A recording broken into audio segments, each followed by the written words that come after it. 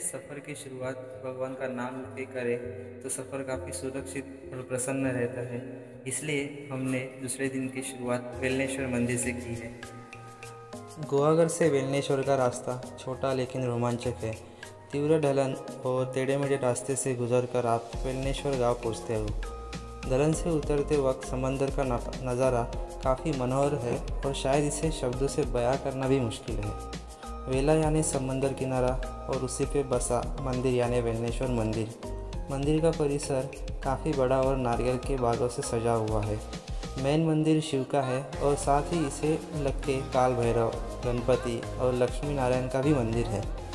वेलनेश्वर बीच साफ़ और सुरक्षित है क्योंकि यहाँ पे ज़्यादा टूरिस्ट नहीं होते और इसी की वजह से यहाँ अच्छी खासी शांति भी मिलती है। रहने के लिए रिसोर्ट्स है जिसमें गवर्नमेंट का MTDC रिसोर्ट भी है। थोड़ा वक्त वहाँ बैठने के बाद हम आगे बढ़े। हेडवी टेम्पल की ओर जाते वक्त रास्ते में हम समुद्र को बहुत अच्छे से महसूस कर पा रहे थे। ऑन द वे में नेचर का अनोखा नज़ारा बामनगल पड़ता है जिसके बारे में हमने काफ़ी सुना हुआ है। वहाँ जाने वाला रास्ता मेन रोड से अलग होकर कच्चे रास्तों से गुजरता है। वहाँ पे कोई साइन बोर्ड नहीं होने के कारण हमें बहुत तकलीफ हुई। अगर आप कभी बामनगल जाने का प्लान कर रहे हो तो आपको हेडवी बीच के पास जो उमा महेश्वर टेम्पल है उसी को अपना लैंडमार्क बताना होगा। बामनगल ये टेम्पल के ठीक पीछे आता है।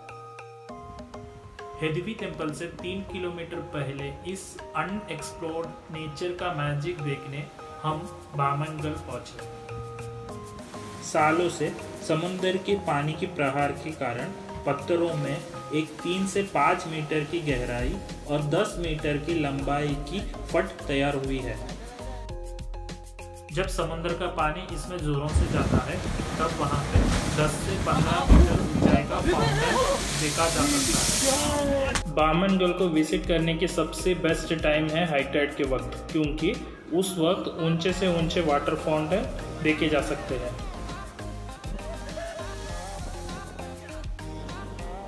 क्योंकि वहाँ पर जाने वाले रास्ते बड़े बड़े पत्थरों से होकर गुजरते हैं, वहाँ पे सेफ रहना और ध्यान से चलना काफ़ी ज़रूरी है। बामनगल को एंजॉय करने के बाद हम निकले हेडवी टेम्पल की ओर। 10 हाथों की और मन्नतें पूरी करने वाली ये संगमेश्वर की दशभुज लक्ष्मी गणेश मंदिर ये सिर्फ हेडवी गाँव की नहीं तो पूरे कोकण की पहचान। छोटे पहाड़ में बसे इस मंदिर तक गाड़ी से भी पहुंचा जा सकता है। मंदिर का परिसर काफ़ी शांत और मन को प्रसन्न करने वाला है। केलकर स्वामी नाम के एक गणेश भक्त को पेशवेकालीन भविष्यवाणी के लिए पेशवों ने 1 लाख रुपए मंदिर के निर्माण के लिए दिए। कश्मीर के सफ़ेद संगमरमर से बनाई गई ये मूर्ति 10 हाथों की है जिसे दशभुज भी कहा जाता है। इस मूर्ति के बाएं पैर पर अष्टसिद्ध में से एक सिद्ध लक्ष्मी बैठी हुई है। मूर्ति की सूंड बाईं ओर है जिसमें अमृत कुंभ है। इस तरह की ये अद्भुत मूर्ति केवल नेपाल में देखने मिलती है और भारत में ये एकमेव है। यहाँ भाद्रपद और माघी गणेश उत्सव काफ़ी धूमधाम से मनाया जाता है। कुछ देर मंदिर में बिताने के बाद हमने हमारा सफ़र कंटिन्यू किया। इंडिया में अगर रोड ट्रिप की बातें करें तो ये सीमित हो जाता है हिमालयस, लेह लद्दाख ऐसे पहाड़ी वाले रास्ते को। कोस्टल रोड को शायद ही ज़्यादा की प्रायोरिटी मिलती है, लेकिन जिन्हें ऐसे ट्रिप्स पसंद है उन्होंने महाराष्ट्र के कोस्टल रूट मिस नहीं करना चाहिए। समंदर को समांतर जाता रास्ता कभी उसके करीब तो कभी ऊंची पहाड़ियों से होकर गुजरता है। लाल मिट्टी और नारियल के बागों से सजा हुआ ये सफर महाराष्ट्र के कोस्टल कल्चर को हाईलाइट करता है।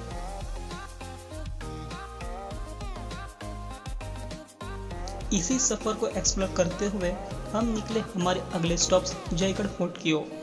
जयगढ़ जाने वाला ये कोस्टल रूट रोड से डायरेक्ट कनेक्टेड नहीं है।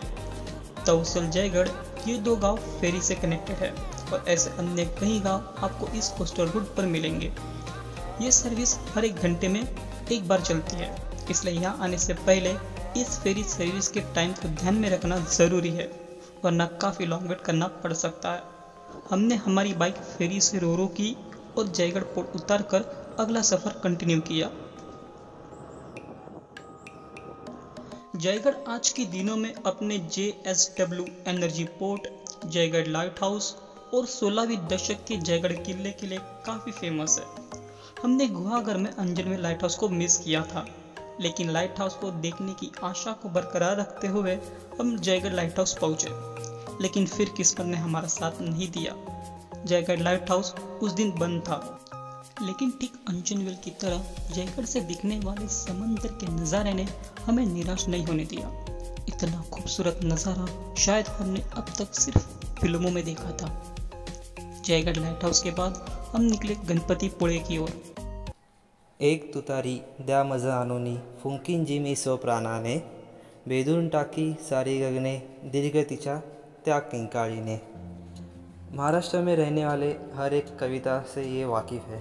स्कूल में पढ़ाई जाने वाली इस कविता के लेखक कवि केशव सूत यानी कृष्णाजी केशव दामले के बर्थ प्लेस मालगुण गांव हम पहुँचे। गणपतीपुळे के 4 किलोमीटर पहले मालगुण गांव के कवि केशव सूत बीच और अपने रिसोर्ट के लिए काफ़ी फेमस है। थोड़ा समय वहाँ बिताने के बाद हम पहुँचे गणपतीपुळे। माना जाता है कि भगवान गणपति खुद यहाँ प्रकट हुए थे, जिससे इस मंदिर को स्वयंभू का खिताब मिला। यह मंदिर करीब 400 साल पुराना है। तट के किनारे बसे इस मंदिर में गणेश जी की मूर्ति सफ़ेद रेत से बनी हुई है और सालाना हजारों भक्तों को आकर्षित करती है। गणेश उत्सव के दौरान यहाँ की रौनक आकर्षण का केंद्र बिंदु होती है। रत्नागिरी के करीब कोकण तट पर स्थित गणपतीपुळे मंदिर के अलावा अपने सफ़ेद बीच और हनीमून ट्रैवलर के लिए भी फेमस है। मंदिर में दोपहर के वक्त भोजन होता है, जो दोपहर के 2 बजे तक चलता है। मोदक ये भगवान गणपति का पसंदीदा भोजन है।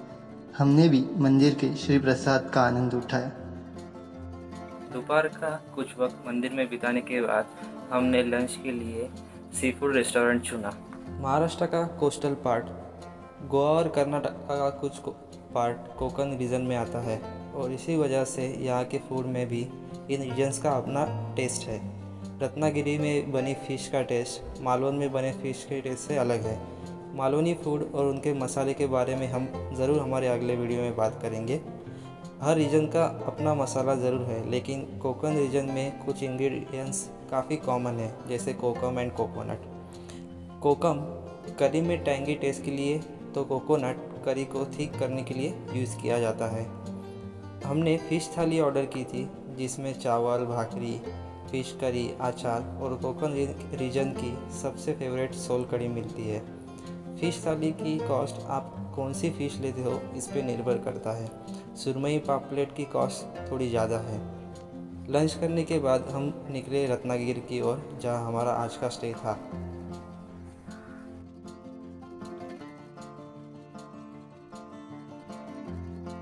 जिस कोस्टल रूट को हमने ड्रीम कर निकल पड़े थे, आखिरकार उस नज़ारा को हमने एक्सपीरियंस किया आरेवारे रोड पर। एक तरफ पहाड़ों से गुजरता हुआ रास्ता और दूसरी तरफ विशाल समुंदर, ये हमें महाराष्ट्र से सीधा ऑस्ट्रेलिया के कोस्टल रोड पर ले गए।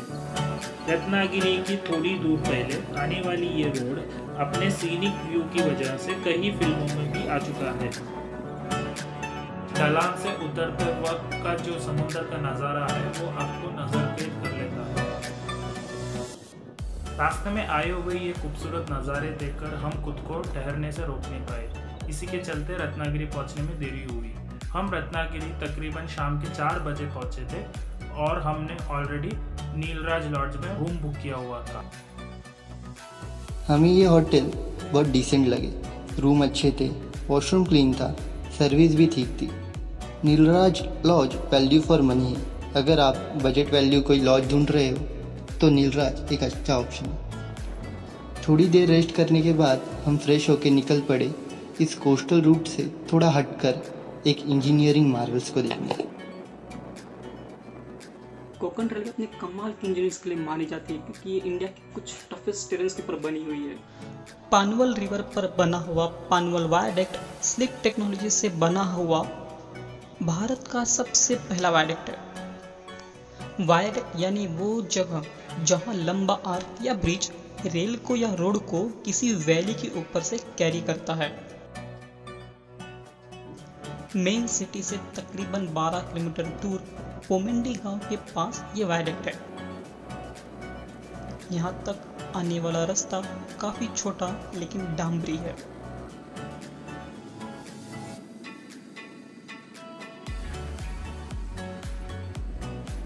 ब्रिज से दिखने वाली वैली का नज़ारा बहुत ही खूबसूरत है। ब्रिज के नीचे से बहने वाली पोमंडी रिवर, ऊंचे पहाड़ और पहाड़ से जाता ये ब्रिज काफ़ी पिक्चराइज है। थोड़ा वक्त बिताने के बाद वो पल आ ही गया जिसका हमें इंतजार था।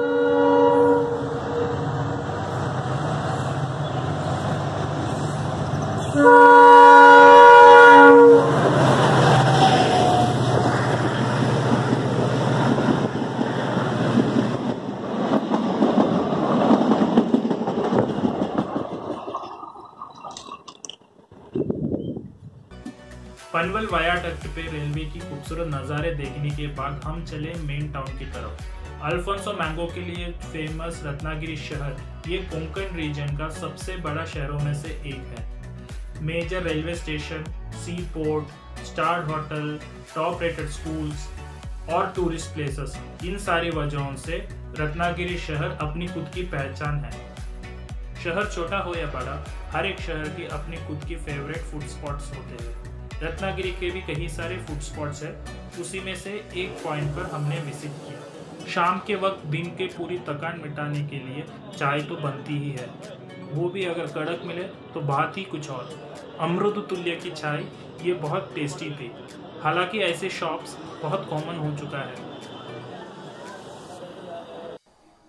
चाय के बाद हमारा प्लान था टाउन के कुछ टूरिस्ट स्पॉट को विज़िट करना, जैसे टिम्बा पैलेस, लेकिन हम थोड़ा लेट होने की वजह से हम उसे मिस कर गए। लेकिन रत्नागिरी के टिम्बा पॉइंट ने हमें निराश नहीं किया। इस पॉइंट से मानो आप पूरा शहर देख सकते हो। रात के वक्त का रत्नागिरी शहर का नज़ारा देखने के लिए 3 स्टोरी का टावर बनाया गया है। यहीं पे बच्चों को खेलने के लिए चिल्ड्रन पार्क भी है। सनसेट का नज़ारा यहाँ से बहुत ही खूबसूरत दिखता है।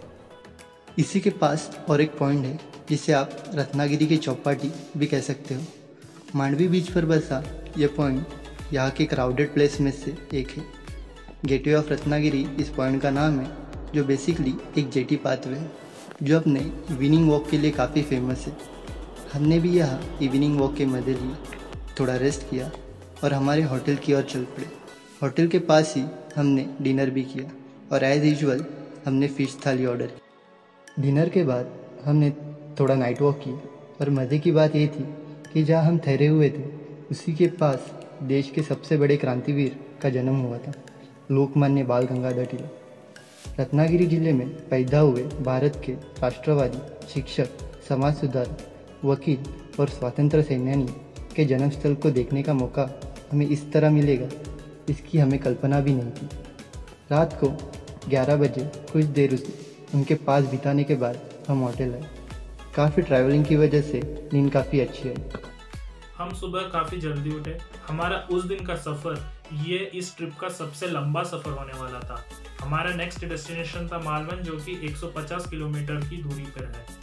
पासी में हमने ब्रेकफास्ट की और हमने इस लंबे सफ़र के सबसे पहले अट्रैक्शन पॉइंट, जो कि सदियों से मजबूती से खड़े हैं, वहाँ के लिए निकले। रतनदुर्ग या भगवती किला अपने 120 एकड़ में फैला हुआ सबसे बड़ा किला है। एक तरफ विशाल समुंदर तो दूसरे तरफ लाइट हाउस, काफ़ी सीनिक है। 100 मीटर्स की ऊंचाई वाले ये फोर्ट चढ़ने में आसान और रास्ते से डायरेक्ट कनेक्ट है। इस किले पे एक गुफिया मार्ग भी है। लाइट हाउस से किले की ओर आते वक्त तटबंदी से हमें यह गुफिया मार्ग साफ साफ दिखाई देता है। टेम्पल के पास पानी पीने के लिए टैंक और एक फूड रेस्टोरेंट भी है। सुबह थोड़ा वक्त फोर्ट पे बिताने के बाद हमने हमारी अगली जो जर्नी थी वो कंटिन्यू की थी। रत्नागिरी का सबसे फेमस भाटे बीच ने हमारी सफ़र की शुरुआत की। इसी सफ़र में आगे पावस का श्री स्वामी स्वरूपानंद का मंदिर भी है। इसी के पास अनएक्सप्लोर गणेशगुड़े बीच है। ज़्यादा वक्त यहाँ न बिताते हुए हम आगे बढ़े और आज के दिन थोड़ी धूप भी निकल गई थी। थोड़ी देर बाद हम पहुँचे पूर्णागढ़। पूर्णागढ़ के ब्रिज ने हमारी फ़ोटो गैलरी को पूरा भर दिया था। इस ब्रिज से दिखने वाला नज़ारा इतना सीनिक था कि हम खुद को ढेर सारी फ़ोटो निकालने से रोक भी नहीं पाए। थोड़ी देर बाद हम पहुँचे जैतापुर।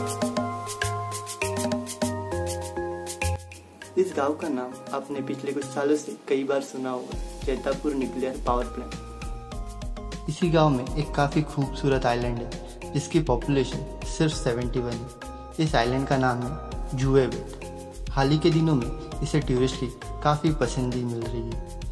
क्योंकि यह एक आइलैंड है, इसलिए यहाँ तक जाने के लिए फेरी का सहारा लेना पड़ता है।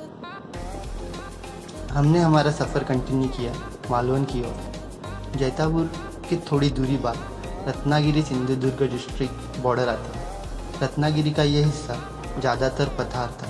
दूर दूर तक चावल के खेत और छोटे गांव आसानी से देखे जा सकते हैं। हमने बॉर्डर क्रॉस करते ही सिंधुदुर्ग में एंट्री की और चल पड़े हमारे नेक्स्ट स्टॉप देवगढ़ के लिए।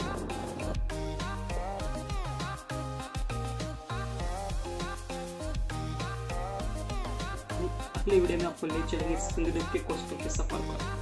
बातें करेंगे मालवनी क्यूजिन की और सिंधुदुर्ग की कुछ अनएक्सप्लोर्ड बीचेस की जो शायद गोवा से भी काफ़ी ज़्यादा खूबसूरत है। तो आखिरी सफ़र में हम देखेंगे Devgad lighthouse, Kunkeshwar temple, बातें करेंगे मालवनी क्यूजिन के बारे में, तारकर्ली बीच, देवबाग संगम,